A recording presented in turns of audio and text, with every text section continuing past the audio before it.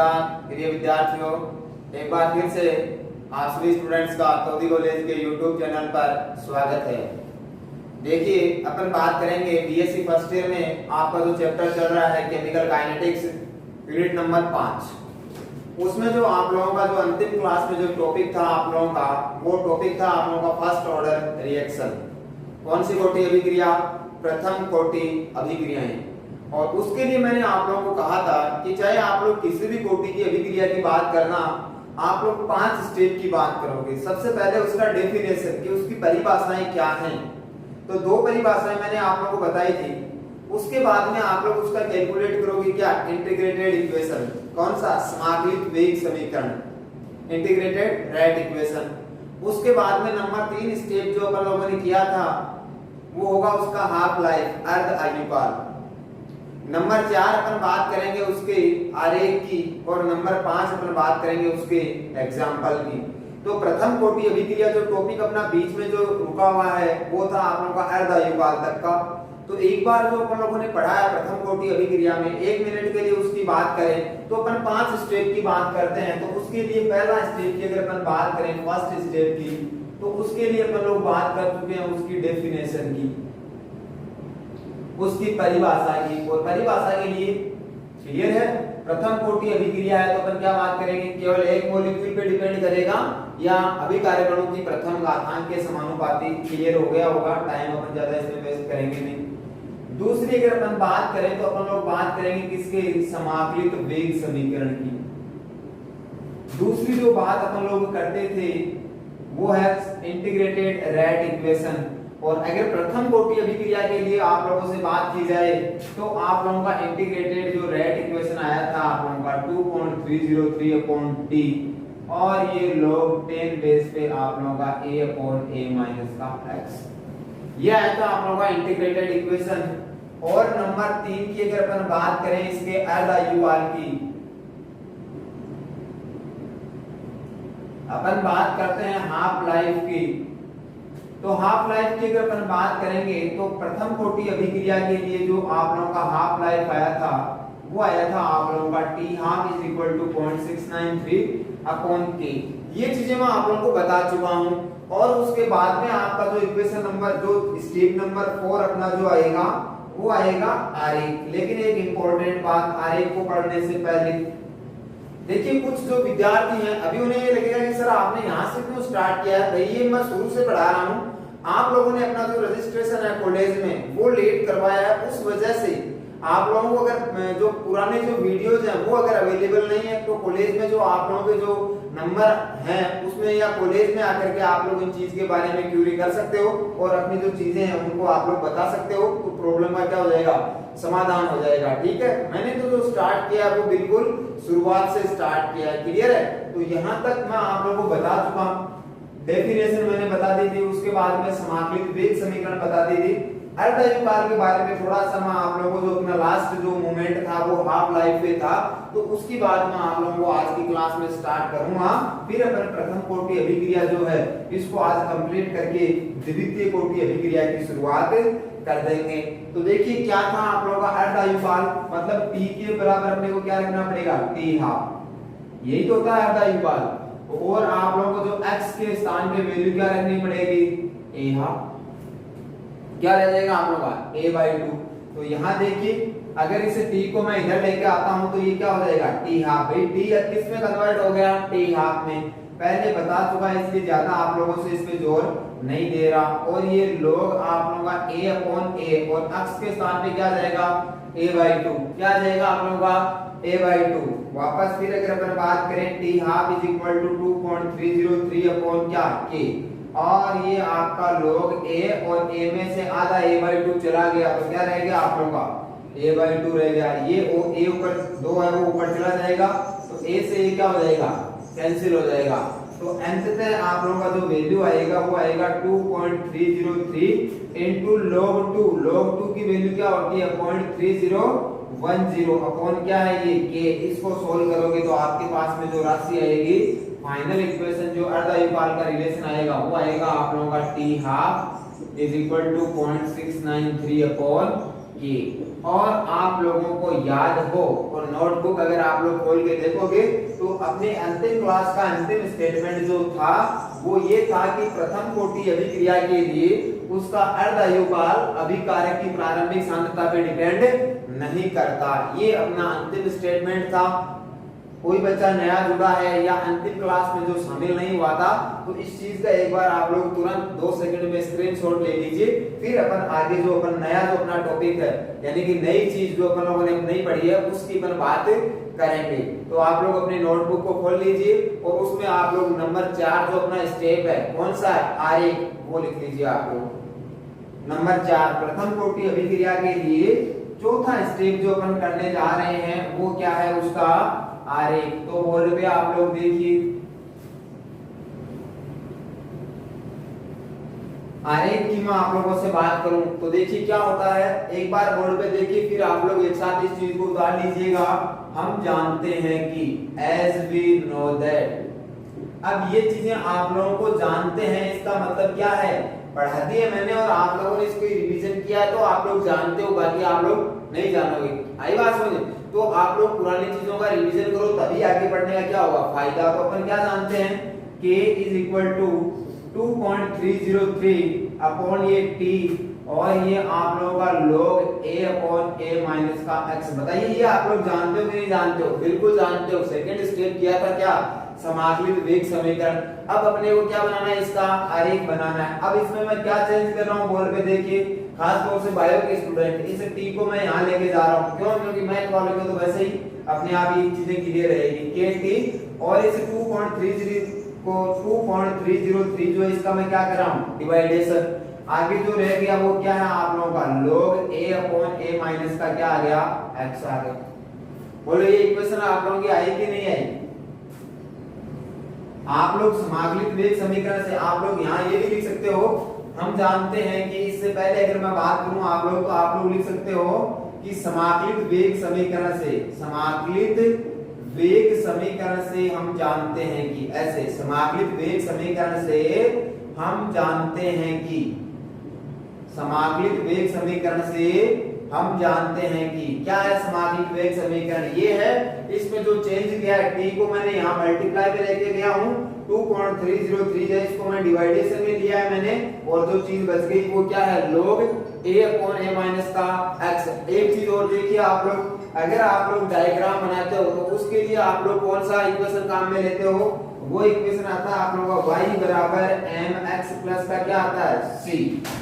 आई बात समझ में? तो यहाँ पे y बराबर mx प्लस का c, जो विद्यार्थी नए जुड़े हैं एक बार आप लोग फिर इस चीज को देखिएगा। इस तरीके से अपन आरेख बनाते हैं। इस वाली एक्सिस को अपन बोलते हैं x एक्सिस और इस वाली एक्सिस को क्या बोलेंगे अपन लोग, y एक्सिस। और एक बात मैंने आप लोगों को बिल्कुल बताई थी पहले कि y एक्सिस पे जो चीज आएगी वो हमेशा अपने आप में क्या आएगी, अकेली आएगी। ठीक है, तो y जो एक्सिस है उस पे एक चीज आएगी वो हमेशा अकेली आएगी। m क्या होता है आप लोगों का, स्लोप। m क्या होता है, स्लोप, जिसे अपन लोग क्या बोलते हैं, ढाल। x क्या होता है, दूसरा वेरिएबल होता है जो कौन सी एक्सिस पे आता है, x एक्सिस पे आएगा। और c क्या होता है आप लोगों का, इंटरसेप्ट। क्या होता है आप लोगों का, इंटरसेप्ट, जिसे अपन लोग क्या बोलते हैं, अंतःखंड। जो आप लोगों का किसी इक्वेशन में होगा, सेकंड ऑर्डर में होगा तो वहां पर इसको मेंशन करेंगे। यहाँ ऐसी कोई चीज नहीं आएगी। कैसे, देखिए सबसे पहले आप लोग बोर्ड पे देखिए, अभी उतारना कुछ नहीं है, बड़ी आसान सी चीजें हैं, लेकिन अपन इसको समझते हैं तब आसान है, बाकी अपन क्या आगे जाने के बाद में भूल जाते हैं। तो आप लोग समझिए, पहले ग्राफ अगर आपको बनाना है तो पहले मैं इसकी बात कर लेता हूँ। बताइए ये कौन सा एक्सिस है, x एक्सिस, और ये एक्सिस कौन सा आप लोगों का, y एक्सिस। अब देखिए यहाँ जो चीज है आप लोगों का, ये वाली जो चीज है complete log a upon a minus का x, log a upon a minus का x, ये तो आएगी आप लोगों का कौन से एक्सिस पे, y एक्सिस पे। इसके बाद में आप लोगों का t जो दूसरा वेरिएबल है, t जो आप लोगों का दूसरा वेरिएबल है वो कहाँ जाएगा आप लोगों का, x एक्सिस पे। और k अपॉन 2.303 ये जो वैल्यू है आप लोगों की वो क्या हो जाएगी, इसका स्लोप। क्या हो जाएगी आप लोगों का, स्लोप जो है वो क्या हो जाएगा, k अपॉन 2.303, यानी कि dy अपॉन dx जो आएगा वो क्या आएगा आप लोगों का स्लोप, जो कि क्या आएगा आपका K/2.303। ये क्या हो गया आप लोगों का प्रथम कोटि अभिक्रिया का क्या हो गया आरेख। आप लोग इसका स्क्रीनशॉट लीजिए और इसको तुरंत अपने हाथ से आप लोग बनाइए। तब तक के लिए आप लोग जो है 1-2 मिनट के लिए मैं आपको कुछ बातें बता रहा हूँ, साथ साथ में सुनते रहिए और इन चीजों को आप लोग मेंशन करते रहिए। तो तुरंत आप लोग इस चीज को बना लीजिए। प्रथम कोटि अभिक्रिया का क्या है ये आरेख, diagram for first order reaction.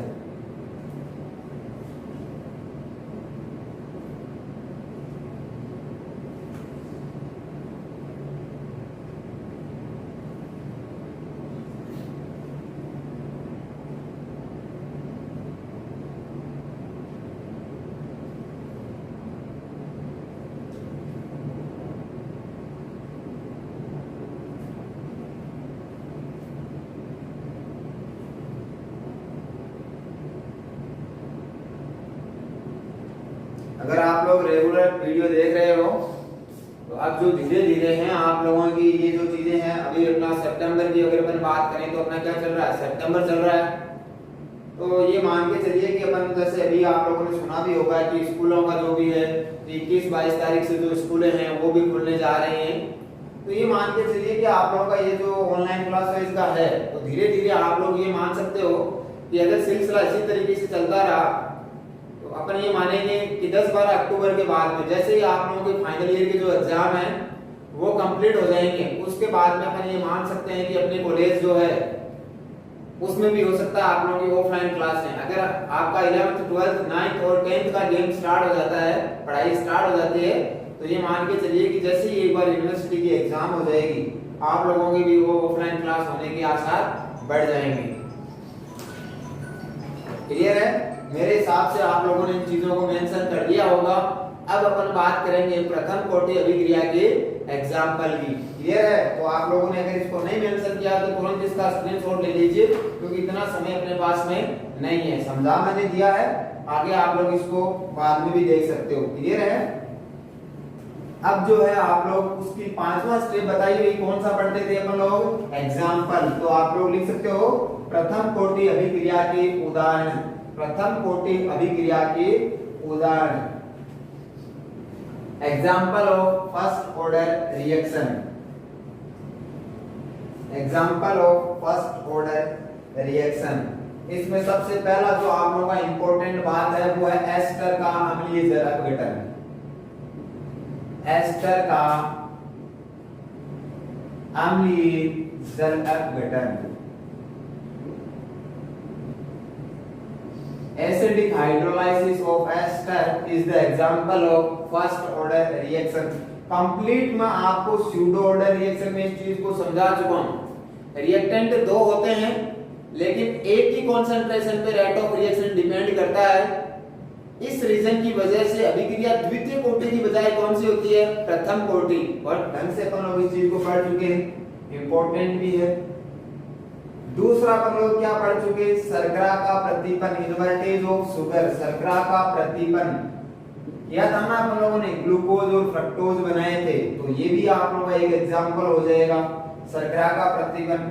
Number 3 आप लोग N2O5 का विघटन, डीकंपोजिशन ऑफ N2O5। ये 3 एग्जांपल, आप कोई भी 2 एग्जांपल उतार दीजिएगा।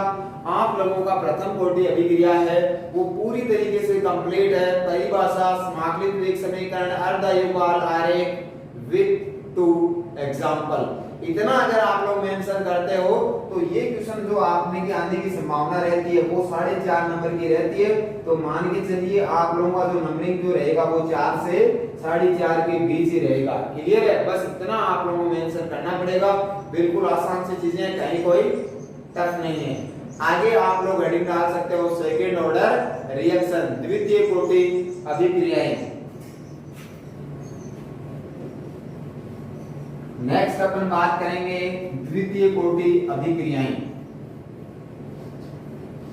और अगर मैं आप लोगों से ये कहूं तो आप लोगों को पहली क्लास में मैंने बताया था कि एक यूनिट से कितने क्वेश्चन आएंगे, आप लोगों के 2 क्वेश्चन आएंगे। अपन जो यूनिट पढ़ रहे हैं वो कौन सी है, यूनिट नंबर 5, यानी कि यहां से क्वेश्चन नंबर आएगा 9 और क्वेश्चन नंबर 10। तो द्वितीय कोटि अभिक्रिया जो है, शुरू से लेकर के आज की क्लास तक अपन जो पढ़ेंगे वहां से आप लोगों का आएगा क्वेश्चन नंबर कौन सा 9। तो आज से पहले जितने भी क्लास हम लोगों ने केमिकल काइनेटिक्स में पढ़ी हैं इन सब से कौन सा क्वेश्चन आएगा, क्वेश्चन नंबर 9 आएगा। तो क्वेश्चन नंबर 9 में आज अपना जो लास्ट टॉपिक जो रहेगा इससे बाहर आपका क्वेश्चन नंबर 9 नहीं जाना। तो वो कौन सी है आप लोगों का द्वितीय कोटि अभिक्रियाएं, अपन क्या बोलेंगे सेकंड ऑर्डर रिएक्शन, द्वितीय कोटि अभिक्रियाएं सेकंड ऑर्डर रिएक्शन।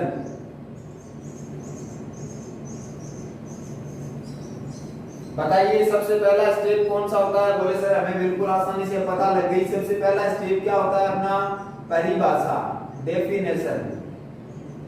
लिखिए आप लोग परिभाषाएं, वे रासायनिक अभिक्रियाएं, वे रासायनिक अभिक्रियाएं, वे रासायनिक अभिक्रियाएं, वे रासायनिक अभिक्रियाएं जिनका वेग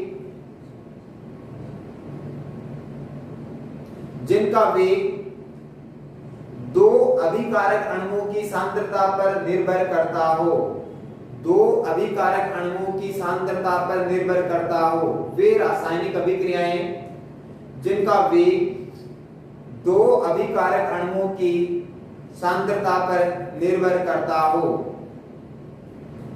कोमा द्वितीय कोटि अभिक्रियाएं कहलाती हैं, is known as second order reaction. The reaction in which rate of reaction is depend on concentration of two reactant molecule is known as second order reaction। Clear है? परिभाषा आप लोगों ने कौन सी मेंशन कर ली, पहली परिभाषा। बताइए कितनी परिभाषा पढ़ते हैं अपन लोग, 2। दूसरी परिभाषा लिखिए आप लोग अथवा लगा करके और लगा करके दूसरी परिभाषा लिखिए। दूसरी परिभाषा ऐसी रासायनिक अभिक्रियाएं, ऐसी रासायनिक अभिक्रियाएं, ऐसी रासायनिक अभिक्रियाएं जिनका वेग